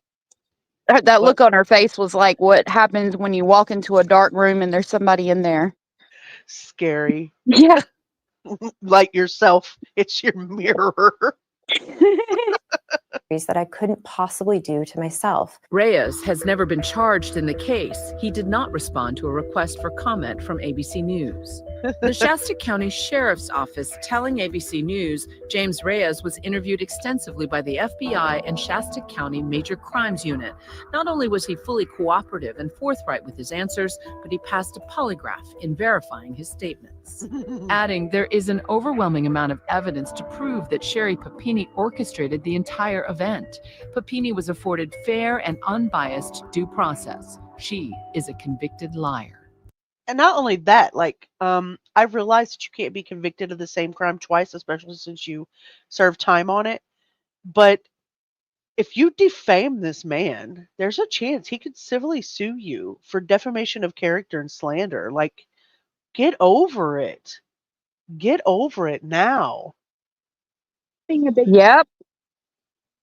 I don't believe her either, Ava. And yeah, I mean, technically, I probably would believe Amber Heard over her, but although I put them in a very close to each other. Whose acting do you think is better, hers or She does. Amber's? Amber Heard's acting is better. You think so? Yeah. Yeah, I think Papini had to have surgery done and to have her lies lifted out of her face. Oh, Content yeah. Angel says, doesn't she still choose to go by Papini? As far as I know, as far as I saw on the book cover, yes. Hannah, you're scooting over. Jenny's sitting you next to me. What did Southern say? Oh, yeah. Yeah. Amber's acting is better. Yeah, they both suck though. Oh, a name here is definitely Sherri Panini. Is it? I think so. I think Hey, it's a name here is Sherri Panini. You think she'd change her last name back? Not if she wants the spotlight under that. No way. Right. That's a grab. That's a money grab. What would you say if James is watching? And I just now said that, but just thinking about that being a money grab, I think the same way about Sarah Paulson, about Sarah Boone, that she doesn't want to take the Boone name off of her because it's infamous now with what she did. So she doesn't want to take it off of her, even though she goes through the family court and all the BS that she's, going through now. But yeah, Right. no one would know her otherwise. Exactly. Yep. Panini can fake cry. Amber can't. Well, I don't know if Amber's capable of tears. That's true. That's true. Is she even capable of crying? She's capable of shitting the bed. I know that. Yeah, SKR does call her Paulson because he's like, and then uses like a little meme or whatever to like, "Wah!" It's really cool. If you haven't seen SKR, you should. Bellis, you should drop his link in here so that everybody can go watch that at some point. I think y'all told me about him. He's amazing coverage on Sarah Boone. The convicted liar. What would you say if James is watching? It's time to tell the truth. I've done it. I've suffered for it. You watched me burn for it. Oh, that face! That was convincing? Was that convincing? I don't think so. Hold on just a minute. Okay, I will. Allegedly, you got people spitting up sodas and spitting out their sunflower seeds. Oh, Lord. All right, let's see. Watch her face real close if we believe this. I've done it. I've suffered for it. You watched me burn for it. Go to prison and lose custody of my children and ruin my entire life. And it's time to come forward and tell the truth to everyone. In her book, Papini writes. How long she practiced that? There's the It's about cover an for that book. Yep, Sherri Papini. At least like 6 hours in front of the mirror. No tears. Juju is not having it. I heard that Nope. Brian did want Sarah to change her name back, but she wouldn't. Yeah, that's what I heard as well. I did hear that. I heard that too. I do not believe this woman. I don't believe her. I believe she's a woman scorned. I believe she Yep. didn't get her way. I believe she's been stewing on it for years. There's SKR Reacts. Make sure you guys save that link and go watch that channel when you get a chance, especially if you want to. There's like one live that have like 12 or 13 hours of straight Sarah Boone content. You can sleep for hours through that. It's great. Oh, wow. Okay. I'm going to definitely check it out. Cut, retake, number 27. I agree. Alleged sexual assault that she says happened when she was 12 and how it's impacted her life ever since, saying telling lies made her feel safe. It's a defense structure, so it helped construct my personality. And hiding behind the concealment of something. In March 2022, Sherri Papini was arrested and later pled guilty to mail fraud and lying to federal agents about being kidnapped. Why did you lie? You pled guilty to concocting the hoax. I didn't plead guilty to concocting the hoax. I pled guilty to lying to law enforcement officers, and their version of events is that I concocted a hoax. Oh, do you see that manipulation, girl? You're good. You ain't good enough for us to see through, for everybody to see through it. You're good, though. I mean, you're not good enough for us not to see through it, is what I meant to say. You're good, though. Reminds you of Casey Anthony? Interesting. Interesting. She's been practicing. Yeah. Telling her lies made her feel safe. Stupid. Narcissistic. Yeah, I was thinking narcissistic much. I know that gets thrown around a lot, but genuinely, like, watch how she just manipulates that wording. Oh my gosh. Concocting the hoax. I didn't plead guilty to concocting the hoax. I pled guilty to lying to law enforcement officers, and their version of events is that I concocted a hoax. The plea agreement she signed says Sherri Papini knowingly planned and participated in her own hoax kidnapping, Sounds and then like what made you pled to. materially false statements to FBI agents about the circumstances of her disappearance. So the plea agreement, the factual plea agreement says that you pled for participating in your own hoax. You've pled guilty to the kidnapping hoax. Numbskull. Jenny, are you laughing? Nice try, loser. Yeah, she is gross. Loser. You have to leave. Something came up. Okay, bye, love. We'll see you soon, Rubber. Don't get me started on Casey Anthony unless there's enough room besides Abellis and Hannah on the grounded couch. Well, if your name is Sherri Panini, you're going to be grounded and put on a GPS monitor. Her ex-husband Keith has spoken out several times, including to my colleague Matt Gutman after Sherri was released from prison. So why do you think that she essentially concocted this hoax, disappeared, beat herself to a pulp for 22 days, and then continued to lie about it for years? I think. See that? Did you see that, AS? Watch the eye roll. Okay. No, I didn't. I was putting up dinner. So why do you think that she essentially concocted this hoax, disappeared, beat herself to a pulp for 22 days, and then continued to lie about it for years? I saw it. I think she Well wanted deserved. me to be her knight in shining armor and run to her. She wanted to plan a fake kidnapping. A fairy tale. But in of her course. version, I was supposed to find her. You say that he's controlling and he's manipulative, but he has publicly said that you're the one who's the master manipulator. You're the one who's lying throughout their marriage. Well, I lied about the identity of my captor. Everything else was very much true. Oh my gosh. And fear is one of the greatest forces on earth. I was just afraid all the time. What was the danger for you to admit you were having an affair? What you're seeing right now. He has everything. He's taken everything. He's taken my children. Papini lost custody of her 2 young children when she went to prison. How often do you get to see them, and what's your relationship like with them? Unfortunately, right now, I get to see them once a month for an hour. Supervised visitation. We're fighting to get that shifted, which I'm hopeful for. The couple is still locked in a bitter custody battle over her visitation rights. My position today is that she should not be alone with the children. Now she's saying she was kidnapped again, but by James. But that is also a lie. This is literally the same thing she did in 2016. Or what are you trying to say to Keith in all this? You have to love your children more than you hate your ex. Just love them more than your hate for me. I'm sorry, but in my opinion, he does, bitch. He does. Yep. I agree. Because we can't freaking trust you. No, and the whole world knows it. Like, you plastered it all over every news station across the nation. Over and over and over. Yeah. Yeah. You did it to yourself.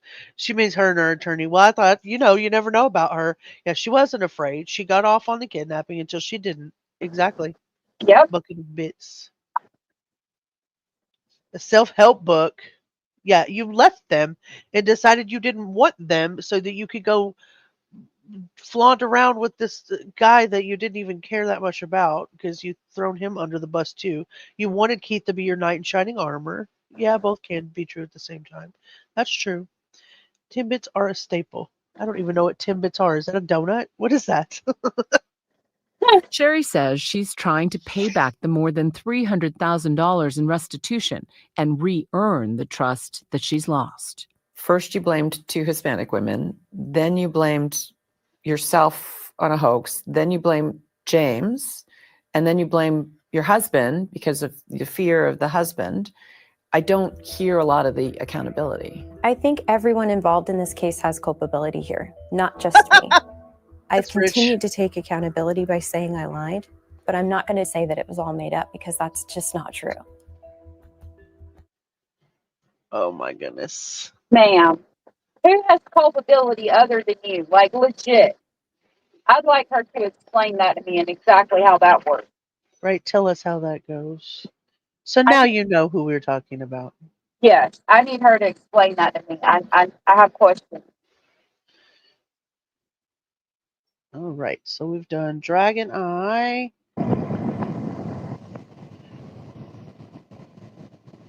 Nephew, that dog is wanted to have some attention paid to him, please. Thank you very much. I am getting the coffee ready for in the morning and giving You Basil are. his food and water. So Okay, sorry for so Bob. no, you're fine. So I want to talk about something I know that you've been covering, and so I know you probably could give me a brief synopsis. We all know because we've talked a little bit about Travis Decker. He's 32. He was a U.S. Army veteran. He was diagnosed with PTSD and borderline personality disorder, right? Yes, And ma'am. the victims of his at this time are his 3 daughters, Peyton, who was 9, Evelyn, who was 8, and Olivia, who was 5. They disappeared after a custody visit on May the 30th, and then they were later found. Their bodies were discovered on June the 2nd at Rock Island Campground in Washington. And they had, trigger warning if you have not heard this, guys, a lot of you have, each of them had plastic bags over their heads and zip ties on their hands with suffocation that's been ruled the cause of death, right? So tell me a little bit about what you've investigated on this. I know you've got a lot of extensive coverage on your channel. Well, I mean, what I don't know, much about it. They're doing a manhunt for him. He still hasn't been found. They're pretty sure that some hikers saw him, but they haven't seen anything or heard anything since then. So they've just started sending cadaver dogs out because they think he might be deceased. As far as Whitney goes, she said that he had some mental health issues. He had tried to go to the VA. He had tried to seek help for it. And it's hard to get into the VA if you're a veteran. His PTSD, he was active duty military, I think Army. And then he went to the reserves so that he could spend more time with his daughters after the divorce, from what I understand. And then went from there to where he was losing his job. He was homeless. He had a dog. He lived in his truck. They visited campgrounds and hotels when he would see the girls. And he was just not very mentally stable. And unfortunately, it plays a big role in this case because if he'd have been able to get the help that he needed, this could have probably all been avoided. Right, right. A scary situation when you're talking about the VA because, well, I think I've talked about it before. My husband comes from the Marine Corps and is a veteran, and he was in the war in Iraq years ago and has been able to recover quite successfully from being in the war and be, a productive member of society and a happy man for the most part. But I will not deny that there have been struggles throughout the years for him. I'm stumbling over my words because it's upsetting me a little bit. It upsets me that the cause of this whole entire situation is being blamed on the fact that he was, either a veteran of war or active duty, but didn't quite get the amount of help that he needed. Like that upsets me to no end, just to think that 3 little girls were lost because of, you know, Yeah. his own. He couldn't conquer his own pursuit of happiness, and that just upsets me because every picture that I've seen, everything that I see, it just seems like they had such a good life, a good thing going. Like they didn't look. I mean, not to say that people who are unwealthy are unhappy, but it seems to be easier to be happier when you're a little bit more wealthy, if that makes sense. You know, Right. And the thing about it, like he went to they did soccer, they did dance, they had all kinds of extracurricular activities, and he was at every event. I mean, his whole world revolved around them, and they loved him very much. There were some issues where like the girls got hurt when they were staying overnight at the National Guard Armory and things like that. I mean, so you could tell there was like a little bit of like, maybe not the safest situation, but other than that, like they adored each other, him and his children. And so it's really sad. so that's a little piece of information that I did not know. So he failed out of Ranger school, and that might have possibly spiraled him out of control. I didn't know that little piece of information. So that's Yeah, his interesting. dad was a Green Beret and he aspired to be just like him, and he couldn't do Ranger school. He did fail. And it really bothered him per his Marine, not Marine, per some of the men that were in his class. Right, right. I imagine. Oh, thank you, Hannah. I get what happens to me is like I try not to internalize all of this stuff, right? And I had told myself from the beginning, and allegedly could tell you, the very beginning when we started covering cases and I would come up, I would try to distance myself and tell myself, do not get emotionally involved in these cases because it's just going to tear you apart. But I can't figure out a way to not become emotionally thoughtless about these 3 children who were, you know, who've done nothing wrong in the world that were that such violence was committed on them by a man that seems to have everything in order. And and that's in any case. Stephen Stearns, for example, it's like it's really hard to believe that as happy as he was with having Madeline in his life, that he just decided it was time to end it. You know what I mean? Right. It's just like some of these cases, it's really hard for me to see through where the violence comes from because factually I'm not a violent person. So I don't know. I don't know how that comes across to you guys, but it just makes it really hard for me to not have an emotional attachment to some of these cases. All right, so then the next thing what I wanted to those were some of the new pictures that came out. But what I wanted to actually what I actually wanted to see was just the little bit of news that just came out about Whitney, just how frustrated she was about them not being able to locate. Did you watch their memorial, the long memorial they had? I saw their mother speak on Facebook, and I did have it at the end of the latest Travis Decker video I put out. And then today, Bella sent me where the neighbor, Nigel, the same one that had released text messages about Whitney, said that he was acting weird that day. He seemed really skinny and had long hair, which was unusual, and asked him how he was doing like 3 times. So he was unkempt on the day that he went to go get them. Interesting. And it was weird because, he's in the military, so usually they're clean cut, shaven, and, their hair's not long. But he had long hair for a while, I thought. Well, if I were going to be out in the middle of the wilderness and trying to survive, I would grow everything, including my leg hair, as long as I could. You know what I mean? Yeah. But if we don't know if it's premeditated or not, we just don't know. And then some things say that, like they think that maybe he could have died trying to evade the police, and some people say he's long gone. You guys have no idea. So there's a lot of Yeah. different controversy on that, right? Yep. All right. So this is only 43 seconds. And Evelyn Decker said yesterday she's upset the man charged with killing her daughters is still out there. Whitney Decker released a statement after search crews said Travis Decker could be dead. The statement said, quote, "One has to ask what law enforcement agencies are most familiar with the surrounding woods and mountains. Certainly not the U.S. Marshals Service," end quote. The Chelan and Kittitas County Sheriff's Offices are helping search with the U.S. Marshals. Both say they are still actively looking for Decker, but say none of the tips they've received have given any proof he's in the area. Kittitas County is redirecting some of their resources to recovery in case Decker died trying to evade investigators. New. The mom of Peyton Olivia. All right, thank you. Stop now.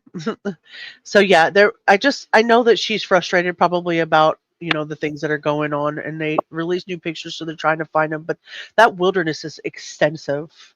Yeah.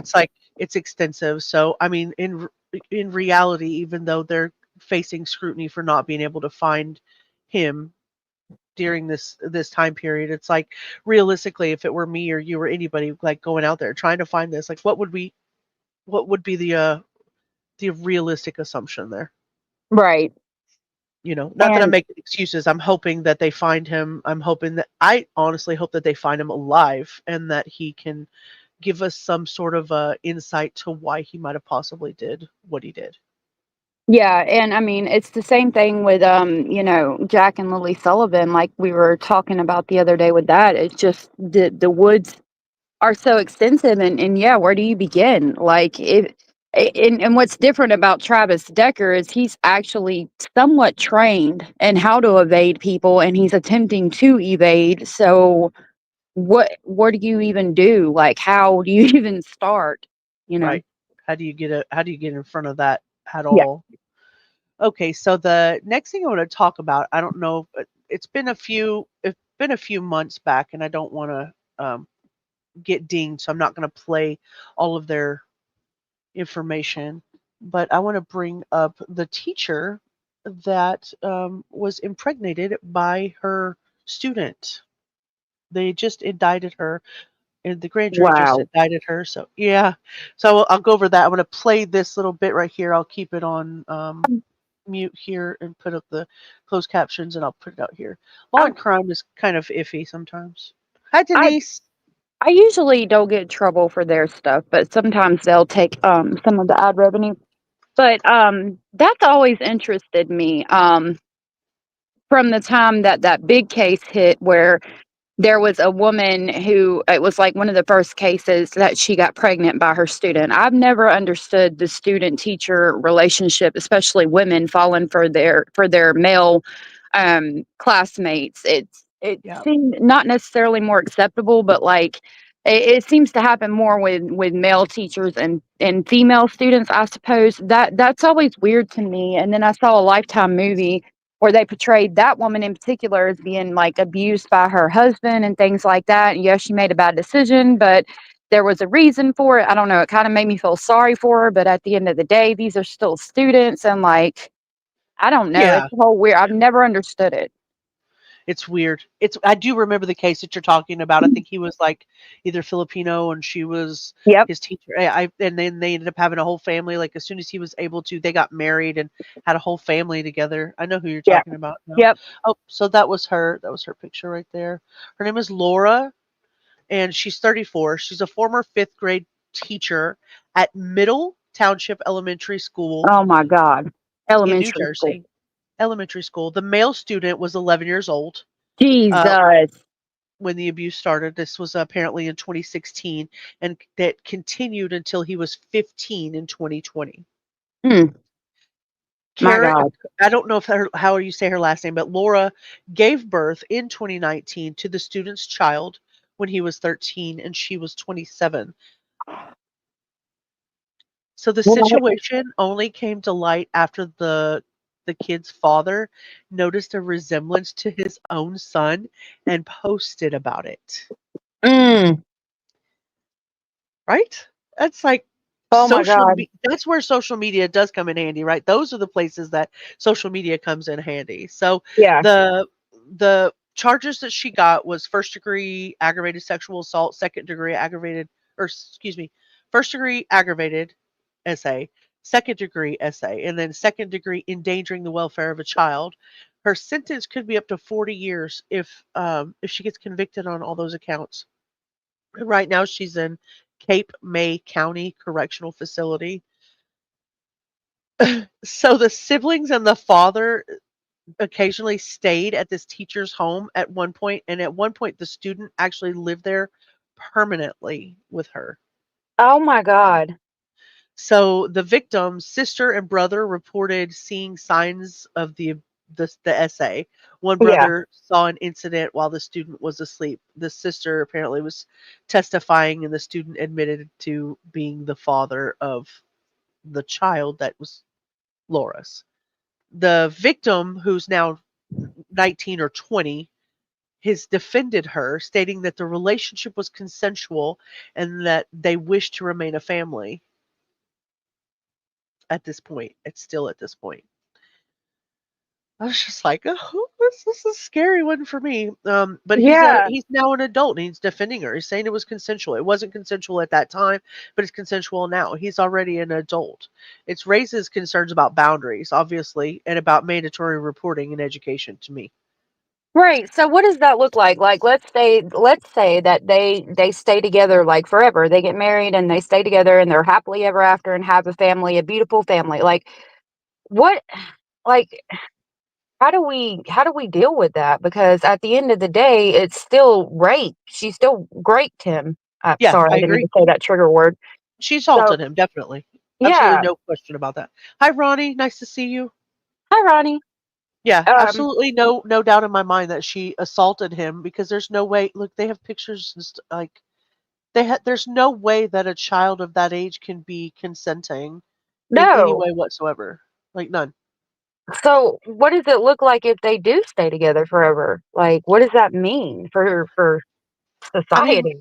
my assumption is it went from middle school all the way up to, I mean, 19 to 20 years old now.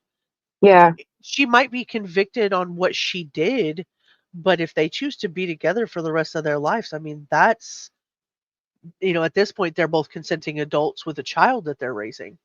Yeah. It's a scary thought to me. I started It- everything. If it was up to me, she wouldn't have been in jail. It's been 6 or 7 years. I'm 19, about to be 20. That's the victim's words right there. I started everything. If an 11-year-old boy walked up to me at any point in time in my adulthood and had hit on me of any sexual nature whatsoever, there's no thought process in my mind that I would have shut it down immediately and Exactly. reported it to somebody somehow. Yeah, like I don't care if you walk up butt naked. I'm gonna be like, "Excuse me, child, please put clothes on," and I'm gonna leave and go get somebody else and be like, "Look, yo, I don't know what's going on here. This child just approached me, but ass naked, and like we need to do something here. I need to be removed. He needs to be removed from my room. Like you shut that shit down. I don't. Yeah, Whoa, what I the agree. hell? Yeah.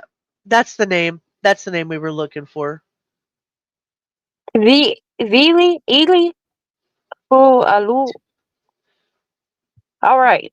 Yeah, you go ahead. But I know who you're talking about. Yeah, he was 12. Yeah. Mm. It's just I understand now, like the case now, where he's saying, like we talk about grooming all the time, right? And how much they've gone through together as um a couple on the Mhm. down low all that time, and how much they've gone through as she's had his child, and they've probably already, like I said, we talk about grooming. This young man has definitely been groomed, and Oh now yeah. he's obviously going to defend her for the rest of her life and want to raise his child together. So in 80s we had crushes on teachers but never slept with them. Yeah, it used to be Right. one of those things we would joke about when we were kids. Little House on the Prairie, really good example. 60s, 70s, 80s. In that time, Yeah. little Willie, he got dressed up to go to school and put on his Sunday best and his little tie. And Laura tells on him because he comes downstairs and Carol asks him, "What are you doing? Why are you dressed in your Sunday best?" And he says, "Oh, I just wanted to look nice for the first day of school." And Laura looks at her mother and says, "No, he dressed up because he thinks that the new teacher is going to be cute." So I mean, yeah, Yeah. we used to talk about that. Mary Kay Letourneau, that was her name. Yep, Yeah. that's it. That's what happened in the case. The teacher had 2 babies from a 6th grader. He married her when she got out of prison, but later they divorced and he finally figured out he was a victim. That's the saddest thing, Cindy. Again, he despised her at the end when he realized the situation as an adult. Yeah, that makes sense. Damn. Yeah. Did Mary Kay pass? I didn't know that. She looks like Sherri Papini to you? I would say go watch cartoons, not act on it. Absolutely. Right. Absolutely. Exactly, Jenny. I agree with that. So that's the big part of that case. So what I want to share with you is um, just the part that the grand jury talked about. Where's that? That's all I really wanted to go over. I didn't want to put law and crime up there. It's not that it was boring. It's actually a very interesting piece, but I wanted to make sure that I did it do justice by talking about it because I feel like what they did was kind of wrapped it into a nutshell, and I wasn't understanding. At the end of the day, I didn't really understand how it was that they managed to not only one live together with this teacher, Yeah. and then 2, like how the child ended up living there permanently in that situation. So I'm Yeah. not, I'm still unsure. And of course, law and crime didn't really cover that part right there. But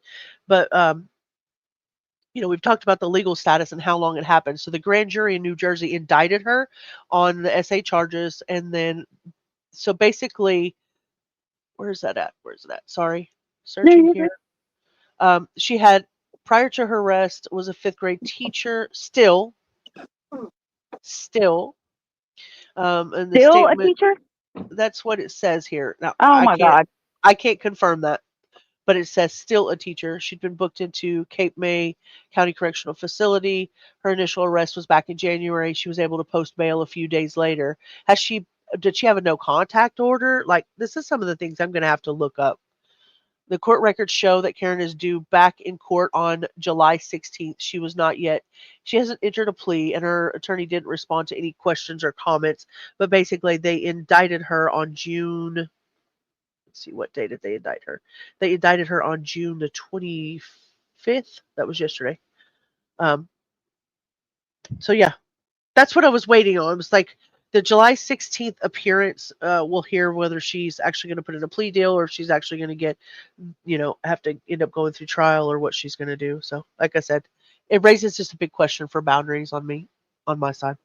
Yeah, it does. And whether this child realizes that they were a victim. Yeah. You loved Nellie? I couldn't stand Nellie. I still can't stand Nellie now. Okay, so Cindy brought up Going down, down, baby. You're screaming in a Range Rover. Sweet, sweet baby. How crazy did I go? All right, I'm done. Cindy. You're fine. Cindy brought this to my attention. Oh. Thank you, Cindy, for this. Trigger warning for everybody who has triggers about people who do things to toddlers and young children. So this is what she sent me. This came from the Star Telegram here in Fort Worth. It says toddler gets STD by a man also accused of abusing a 13-year-old. Texas officials say this came out today at 7:46 a.m. Oh A my man, God. yeah, SOBs. Man accused of giving a sexually transmitted disease to a 3-year-old girl will now spend decades in prison. Amarillo police began investigating in 2020 when the 3-year-old foster child showed symptoms of having an STD, according to a June 24 news release from the 47th District Attorney's Office. Authorities said Enrique Elizalde, now 27, was identified as the suspect as the toddler previously lived with him. So I looked up a little bit of information on this POS. She was a 3-year-old foster girl and a 13-year-old female relative who later came forward also with allegations of SA. In January 2020, the Amarillo police started investigating after the 3-year-old obviously tested positive for an STD. It doesn't say which one. Elizalde confessed to a single instance, just one, of sexual contact during his police interview, but during the investigation, a 13-year-old also accused him of it. So he's in the Potter County. He was in the Potter County Jail, and the jury found him guilty of aggravated SA of a child. He got the maximum sentence permitted by law here in Texas, which is 25 years in prison with no possibility of parole due to the victim being under 6. That is a case of justice served. Yeah.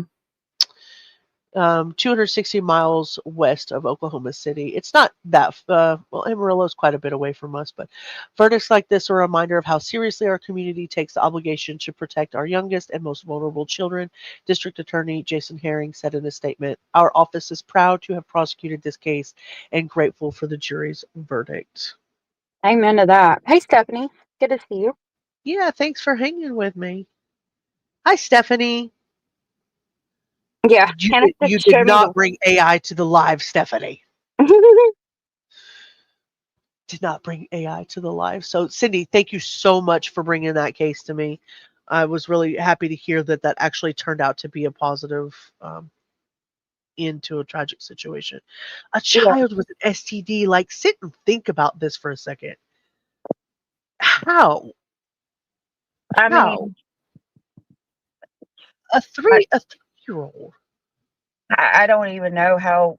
I mean, I know how, but like, Jesus, like, and then it's a foster child, right? Like, CPS comes in, takes your child from your house for whatever reason, places them in a place you think they're safe while you get your shit together, and then you find out that this happened. I got so many issues with it. Like, Jesus. Got questions, all right? Hi, Carolina. So nice Hey, to Carolina. see you.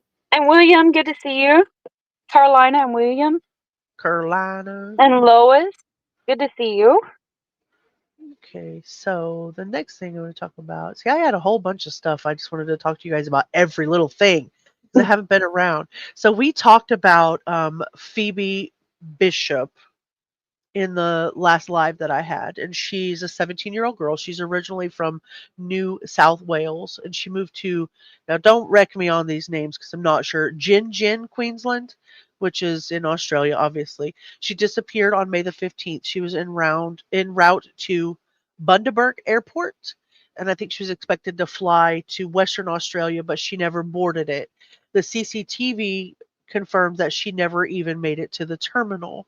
So she shared a home with some housemates, James Wood, who's 34, Tanika Bromley, who's 33, and both of them were arrested. A large search was launched around Goodnight Scrub National Park, and that's near Gin. They had cadaver dogs, drones. They have water police there in May. Like, I've heard of it called, like, we have people here who patrol the water, but I don't know that I ever even put 2 to 2 together. Like, oh, the water police. Like, they actually named them the water police there. So on June the 6th, the human remains were found in the bushlands, and they confirmed that it was hers. And so this little part right here is just a little piece of the vigil that they held for her, since we did talk about her in the last live. So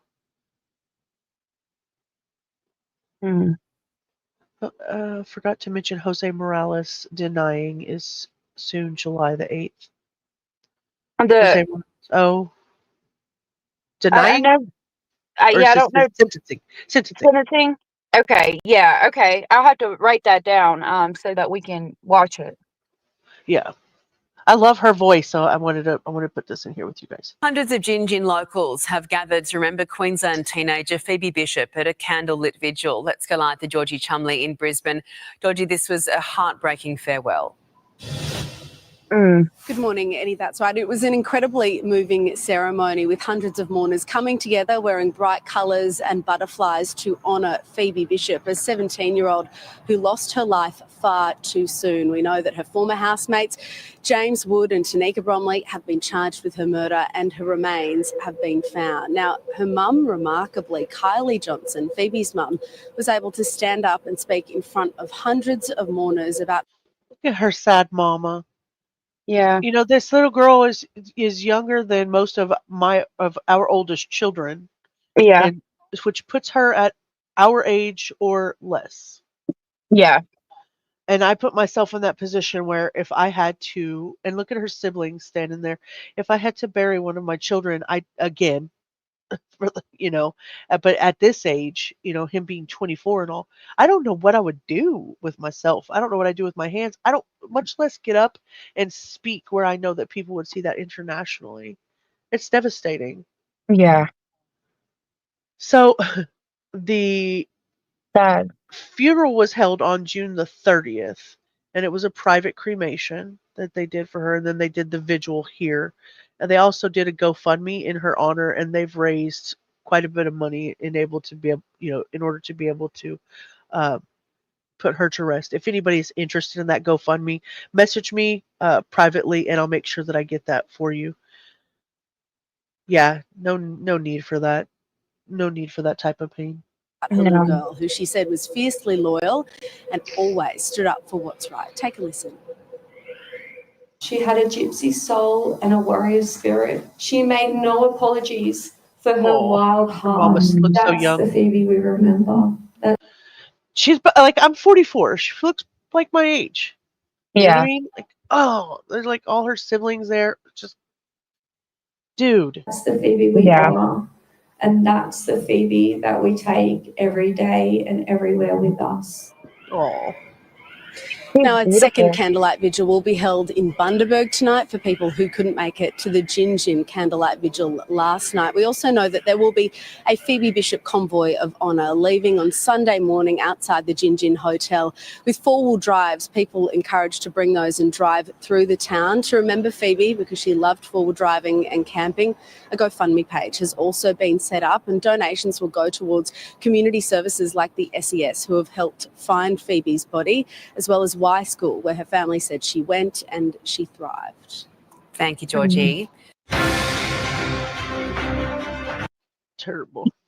That is terrible. It's really sad. I'm glad they finally found her, but man. So their charges content were not specific into the motive as of yet. So on June 23rd, Tanika Bromley made like not a literal backflip, but like a backflip in court. She bailed on separate weapons charges and then was revoked and then reinstated later that day. So we're not sure why it was revoked and then reinstated, but she has a new hearing on August the 11th when all the charges, the weapons charges, the murder, the misuse of a corpse are all going to be reviewed together. So the next mention of court is obviously August the 11th where both Wood and Bromley are going to face charges at a committal hearing. They call it committal hearings there. And then they're still trying to search for any of the evidence or any dash cam, CCTV footage that they can find that ties the gray Hyundai that they know that they owned at that time in the area and anywhere that between May 15th and the 18th. That's where she was last seen. She was dropped off at the Bundaberg airport, but she never got on board. So as far as the motive is concerned, they haven't released anything to us about what the motive is. And I'm not sure. I don't know a whole lot about Australia's laws or if we'll ever hear what the actual motive was. But yeah, the sheriff's office and Coast Guard in the waters here in Florida. Yeah. Okay. But they're not actually called water police, right? I thought that was very cool. Just like. I wonder who they're looking for out in the waters. Oh, yeah. Like what type? Yeah. Oh, that's interesting. Well, maybe they were looking for her at that time before they found her remains. No, she means like right now there's sheriff's office and Coast Guard in the water. Oh, where you're at. I think. I don't know. I could be wrong. I could have misunderstood. Oh, no, you did. You said here in Florida. I was sitting here thinking I was still in Australia. I'm sorry. What flashed for me? Okay. Yeah. So let's do this right here. This next thing I'm going to talk about, and we're just going to talk about this briefly because this is also apparently I'm all about the controversy lately on my channel. I did cover the protest as much as I could the 2 days that I was live, and I felt like that was interesting. So the content is kind of graphic. I don't see the graphicness in it. To some point, you guys might have to tell me why it is that they're saying the content is graphic. I see somebody who's unhinged. But basically, the Boulder police chief is going to provide an update on the attack that happened at the Pearl Street Mall in Colorado. I don't know if you guys know about that. The Boulder firebombing. I'm pretty sure you have. Briefly. I don't know a lot about it. I'll probably have to go after this. Okay, love. Okay. 2 hours a day is enough for you, huh? I don't usually stay on this long, but there was so much I haven't been live. So Oh, yeah. basically, on June 1st at the Pearl Street Mall in Boulder, Colorado, there was a 45-year-old man. Oh, my God. He's an Egyptian native. He was dressed as a gardener, and he used a homemade flamethrower and Molotov cocktails to attack a group that was gathered for a run for their lives, march support, and they were supporting Israeli hostages. His victims were 16 people who were injured, mainly burns. 6 were airlifted to a burn unit. Victims were between 25 to 88 years old. I mean, they were all doing a different run. And there was one, believe it or not, one Holocaust survivor there. Oh, my God. Yeah. Then the attacker himself, he was also injured a bit, but he was an Egyptian national living in Colorado Springs. He's overstayed his visa, so he was not here legally. He's researched the Molotov devices online, basically obtained the materials from different stores, hid them in a backpack, and intended to target around 20 people. So during the incident, he was yelling, I'm not turning it up here, he was yelling Free Palestine, and later admitted to bombarding those he perceived as Zionists and wanting to kill all of the Zionist people. So Oh, my God. it's classified as a federal hate crime. He's been indicted on 12 federal hate crime counts, including 9 for hate crimes and 3 for the explosive violations. He's facing 118 state charges. I hope he That's gets every one of them. right. 28 of them are for attempted murder, 16 are for possession of incendiary devices, and his bond is set at $10 million. So Boulder has a lot of heightened security around that area now. That's the reaction, the aftermath to this. They have increased patrols. They have squads that they've been sending out. The city, the FBI, the Department of Justice, they're all saying this was a targeted act of terror, and immigration and anti-Semitism followed, obviously. There were vigils everywhere. Political leaders condemn it. The attack is hate motivated. So like I said, it's wildly political, but I just wanted to at least put out here in my opinion that I do think it needs to be talked about, but I didn't have an opinion one way or the other. I think what he did was wrong. This is a man who committed a crime. He's been indicted on those crimes, both civilly and federally, and I think he should face charges for that, regardless of what you believe, where he came from, or where he's going. So, Yep, I agree. you've heard about this case? Yeah, there's a reason that people don't put a lot of it on their channels, because a lot of times you haven't heard anything. Yeah, a lot of times people don't put it on their channels because it is so Controversial. Yeah. and it's really hard to stay neutral in those directions. It really is hard to stay neutral. So the Yeah. next time I come on, we did a whole Vance Bolter live. I want to update that a little bit. They did go through his storage facilities and his storage units. His wife actually released a statement with a long-winded statement. And then Oh, Tony wow. Williams, yeah, it was crazy. Tony Williams from Salem, Oregon, he's what does Kathy say? He pokey stabbed some people, pokeyed some people. So, but basically that I want to go over probably tomorrow. But okay, whether you're here live or you're catching the replay, I appreciate everybody being part of the space where we talk about all of this stuff. There's real cases, real people. It makes real impact on all of our lives. Allegedly, I can't thank you enough for coming up. Yeah, thank you. And I can still hang out and chat if you had still wanted to keep going. I didn't know. I just got to get to bed so I can get videos out for tomorrow.